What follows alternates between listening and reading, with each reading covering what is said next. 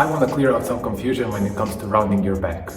Is it okay to round your back when you're lifting? Is it not okay to round your back when you're lifting? Hopefully what I tell you in this video is gonna make sense to you. Okay, let's jump into it. Okay, if this is you, let's look at these two scenarios. Let's look at the common one that everyone is telling you to do in the way through. Well, for the main part, there's nothing wrong with this. If you can teach your body to stabilize your spine completely and do your movement through the hip, then your back is safe and this movement is completely fine.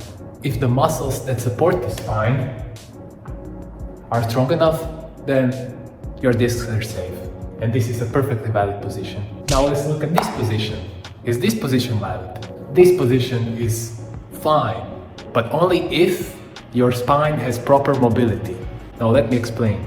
If the muscles surrounding your spine have proper mobility, then your spine is going to do this slight natural curve. But if you lack mobility in certain areas, then what's going to happen? Load is not going to be equally distributed. Let's say you lack mobility in your low back. Now look what's going to happen. You're going to compensate in either your middle back area, in your pelvis. Now because you're very stiff in one part of your spine, you're going to compensate for it in another part of your spine, which means you're putting a lot of load on just one part of your back. So no, rounding your back by itself is not a problem. The problem is lack of mobility. This is why Jefferson curls are so fucking sexy, because they actually increase the mobility of your low back. If you're bending your back, but equally, then your spine can take a lot of load. Now, even though this is the most stabilizing position for your back, this position is completely fine. Your back can take the load. This is why you have a lot of professional lifters still bending their back. Why? Well, because they can get themselves in a little bit more advantageous positions by bending their back.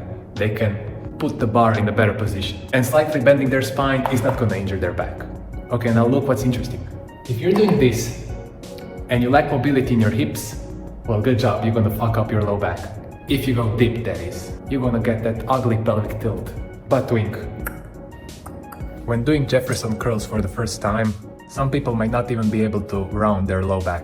And a lot of people have this issue, especially if you were taught to always keep your back straight. A lot of lifters injure their spine between L5, S1 or L4, L5, just because of that exact reason. They are compensating in their pelvis area. Okay, so now when we talked about this, let's mention the two main things that's gonna keep your back safe from injury. You wanna increase the strength of stabilizing muscles around your spine, and you wanna increase the mobility of those muscles. Thank you.